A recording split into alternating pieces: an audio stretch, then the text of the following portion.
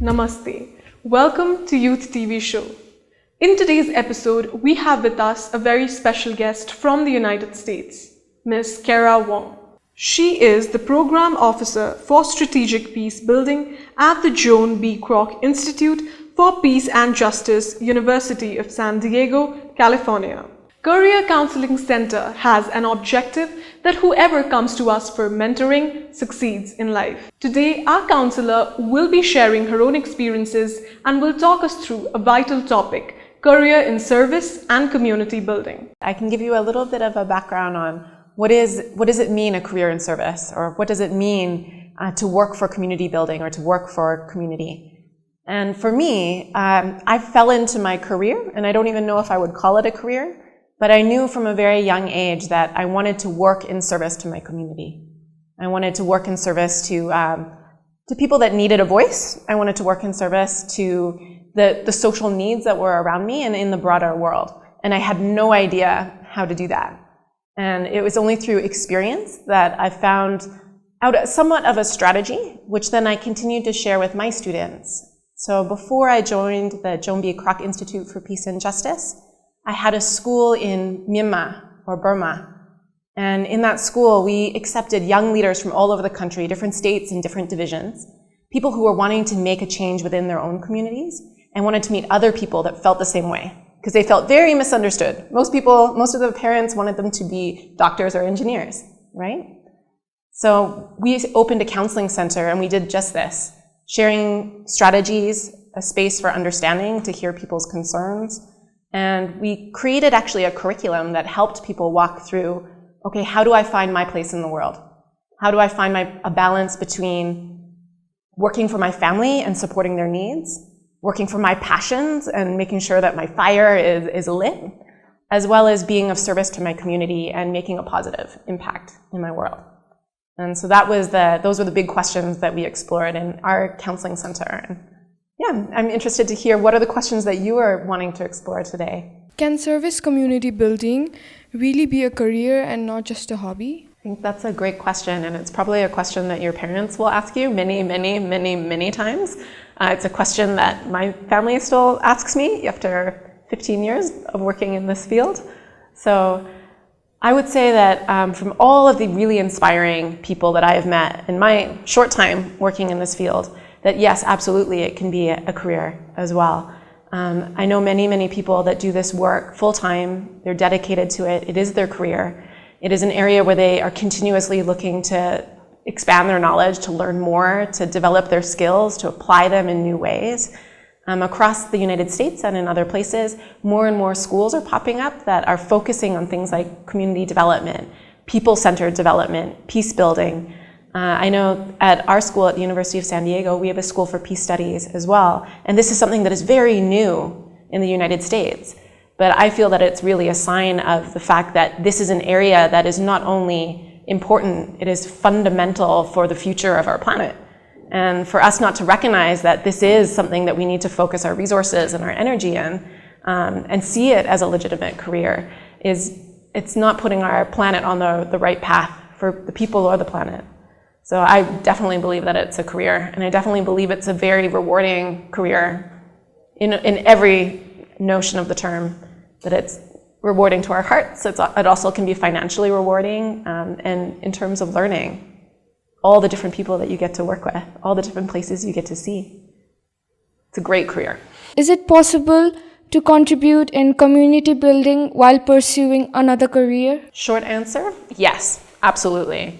Community building is about bringing all sectors of society together, all sectors. So you need people that have the passion and the commitment to this imagined future, to this brighter future, and you need people from the business sector.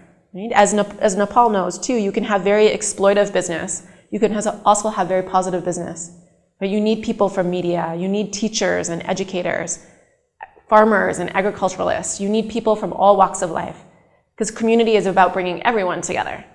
So I definitely think that community building is something that everyone can do. And we can do it in our own unique way, whatever that looks like. So study what you like, do what you're passionate about, and look at ways that it can help to serve your community and also make you happy. I'm a business student, but talking about my hobbies, passion, I'm truly interested in social field. I want to be a social worker, but there is a great contradiction in my field that I'm currently pursuing as a business student, and I want to be as a social worker. And yeah, there is a great concern from my family to make money, but being in the social field, it is quite difficult. So how can I lead my social passion as well as business career in a smooth way? This is a question that many of my students also had. The family pressure of needing to have a stable career or stable income because parents are very worried about your future. And then also the sense that you want to do what you are passionate about and what you really, really desire to do. And so what I found actually in speaking to some of the parents of my students was it was not that they disapproved of social work, it was that they were scared of it. They didn't know that this field could lead to a stable life, or that this field could lead to a stable income. In fact, they had no idea what is social work. This was the big question. So one of the things that we did for parents as well was we created a panel and invited prominent people in the field of social work who were really making a career out of their passion in a way that was stable, that was respectable within the community, and was able to relate to, like it was an actual person that parents could see. So we first did this panel for students so that they could connect to people in these fields. But then we realized students weren't the problem. They already understood. It was the parents. So maybe something that you could explore is seeing if you can find these people within your community, people that your parents could look up to, that could give them an actual example of what it would look like to be a successful person in the field of social work. And that would give them something to hang on to, rather than just an abstract idea of social work. Because people understand what is business. They don't understand what is social work. In the social field, it's not that easy to work. Justice counts a lot. So how can we balance justice and social people community together while working in our field? Let me just be sure that I understand the question. So social work being able to balance the different needs of both working for community as well as supporting family, or people seek for justice when we are in the social work, right? Mm-hmm. They want their various kinds of problems to be faced and also their problems to be solved. But we can't solve we can provide justice to everyone, right? Yes. So how can we balance them? We have to take them forward. Well, I think there's been an old model of charity-based community building, where you have a hero coming in who's providing all of the resources, all of the money, and showing the way. But this is a very old way of thinking. And what has been shown to be much more successful, and which is the practice that we actually embrace at the Institute for Peace and Justice, is participatory peace building and justice. So community building happens through bringing different members of the community together. And so when you are not the one coming into saying, I'm here to solve your problem, but rather creating a space for others to come to their own solution, working together and facilitating that, people feel much more empowered and realize that it is not about external parties coming to solve a problem. It is about us coming together and solving a problem. And they become much more aware of what their resources are, what they're able to do together, what are the challenges, what are the barriers. And then you find yourself not in this situation of blame so often, because people take ownership that, I also have to be responsible. I also need to be part of this process. You said that people normally don't understand what social work itself is. And now that you're so involved and indulged in this field, how would you like to change the perception of what the society has about social work? Relating to the question before yours about the interconnection between all different sectors in society, I think the old way of thinking is that social work, activists, community builders, peace builders, they're over here, and they have nothing to do with the larger society. They're not connected to the broader society. If I could change anything, it would be a deeper understanding of how these things are interconnected. So again, we need participation, we need involvement from everyone, and if we could see those connections more deeply, if we could celebrate them, if we could work together to deepen those connections, that's where we're going to have success in terms of building a more peaceful world or a more sustainable world. So if there was anything, it would be understanding that community building, peace building is something that crosses all sectors, and we all have the opportunity to take part. The success that you just said, in the long term, it's community development. But right now, what is the need of the hour? Oh, that's a very big question. I think it can't be answered simply because there are so many different priorities and so many issues in the world. But again, I feel that if you bring it down to its core, it's about listening to each other. It's about cooperation. It's about understanding the interconnection between all these different people and what they do, all these different sectors. If we could understand that. And I think that's partly why, for myself, I've tried out many different careers in social work. I've done education and public health, human rights, law, and education and peace building is where I settled because it's about just creating the space, allowing space for people to connect, have conversations, come up with their own solutions. And that can change every sector of the world. So, great place to start. We will continue the discussion after a short break.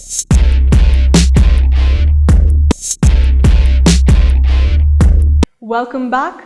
You are watching Youth TV show on career counseling. Service and community building is a part of social work. As per me, most of people believe that social work is a hobby. So what motivates you to continue to get involved in service and community building? It definitely was my hobby to begin with. I did it because I loved it. I got involved when I was a student because it made me happy, because it was where my heart was pulled to, and it was what I was passionate about.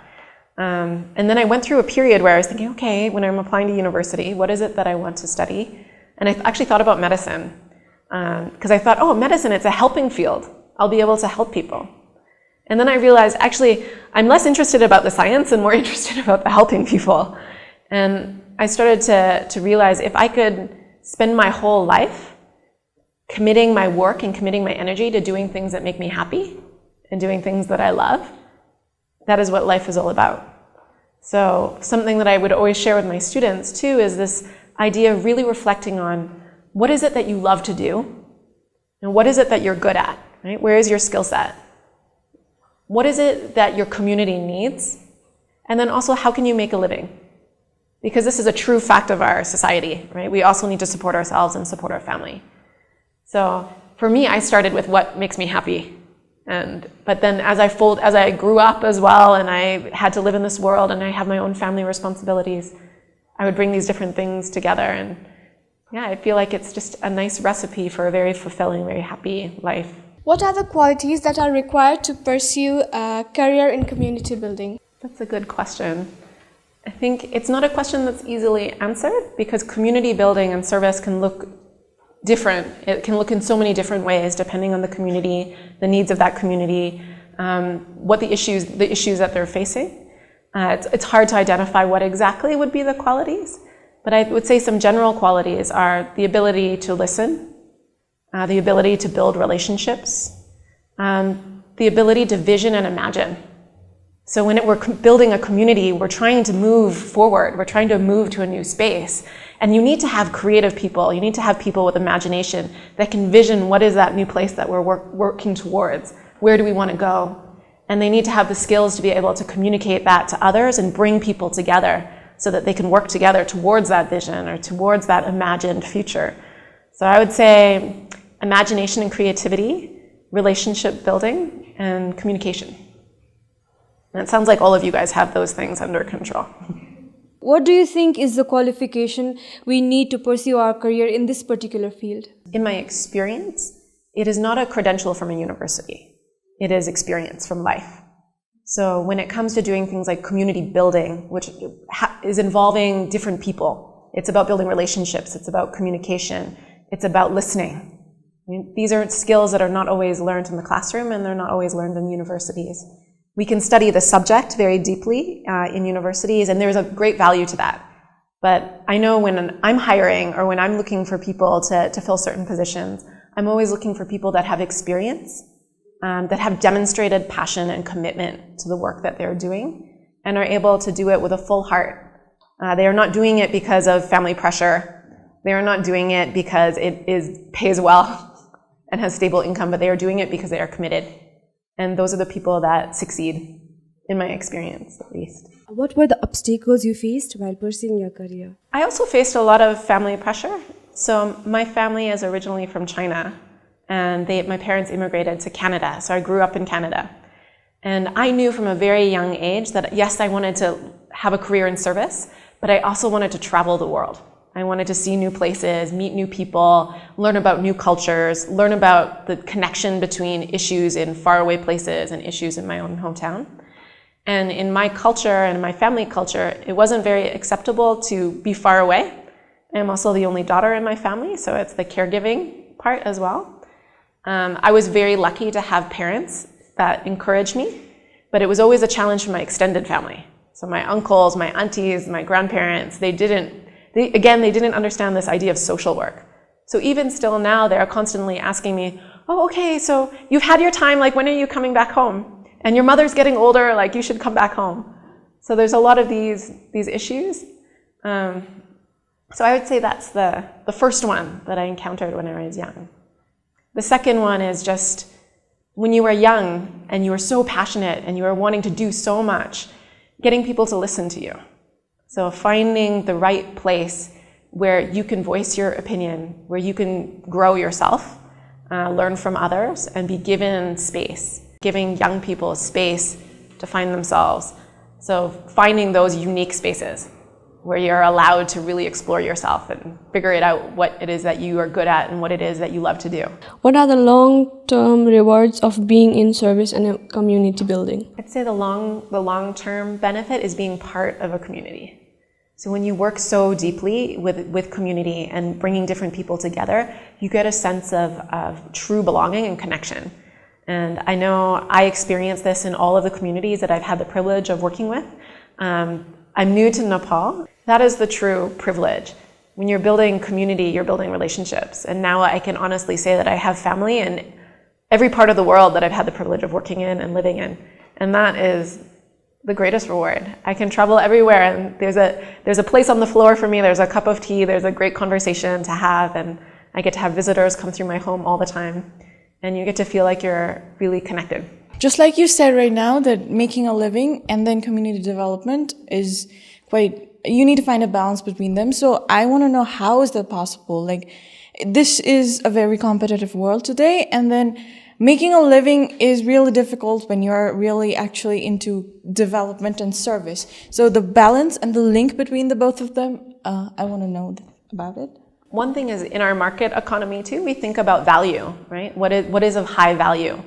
And one thing that I think community work helps to change the perspective on is that these social things are of value. They have very high value. And if we can raise awareness about that value, we can also build a market around it too. And so a lot of things, I think a new movement right now is to really, for example, look at business and socially responsible business. So we can see what is needed in the market, and we can also see how can we do this in a socially responsible way. I think it's being creative and thinking about those connections. And another principle that I think is really important to share is the idea of abundance. So we often talk about, so abundance meaning like having enough, right? And oftentimes we can have enough. We can do good work in our community and meet our needs and have enough. Where the problem comes is when we're trying to have more than enough, when we're trying to have more and more and more. And so if we can move to a place where we can start discussing what is abundance, what is enough? When I have more than enough, how can I share it with others? And so that way, everyone, hopefully, can have enough, and then we can also redistribute the things that were for people who have more than enough. But we need to begin that conversation of what is enough. And that's a big conversation, and that's exactly why we need to bring in people from all different sectors of society, because everyone determines that line, and everyone should be a part of that conversation. I hope that answers your question.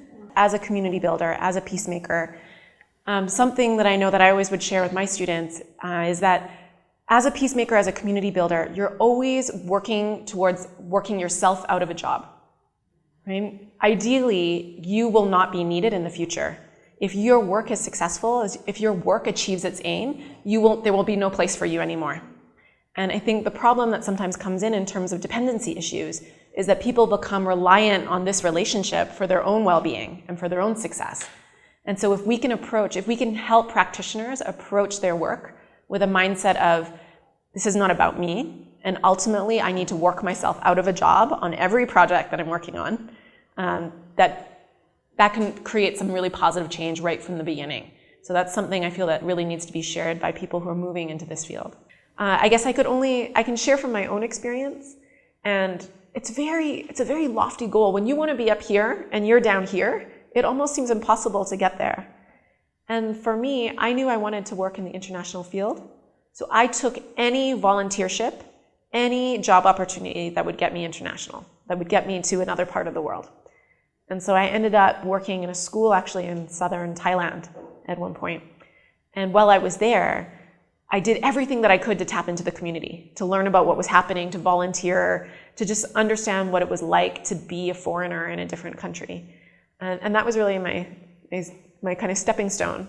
And then from there, I ended up getting an opportunity to go with the Canadian government to work on a public health project in Mozambique. And the reason they wanted me to come was because they had a nursing and public health project there where they were bringing international students to the country. And they needed someone to help liaise between the local communities and the Canadian communities, someone who understood intercultural communication. So I was like, oh, I know how to do this. And so I got a very small salary, but I negotiated food, I negotiated shelter, somewhere to live, and I went. And I stayed there for 1.5 years. And I learned so much. I volunteered with anyone that I could possibly volunteer with. I would sit with people and talk late into the night. If there was a radio program and my job had nothing to do with radio, I would go over there.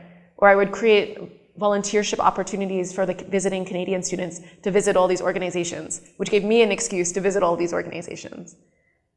And so in just being tenacious and being like, okay, I'm going to take what I can get, for me, it worked. It grew into a career, it grew into opportunity, and I was able to communicate the value of my experience, and people were able to see it when they compared me to a student who had only studied in DC, or who had only been to Stanford, and had not really worked in the world and connected with people. If you need further counseling regarding academic choices and career choices, feel free to visit us at Leadership Academy Career Counseling Center, which is open to you every Sunday and Wednesday. For registration, you can call us at 01-4257-250. Our mobile number is 986-11-55900. You can email us at leadershipacademyktm@gmail.com or visit us at facebook.com/leadershipacademyktm. Thank you for watching. Namaste. Thank you. Dhanyavad.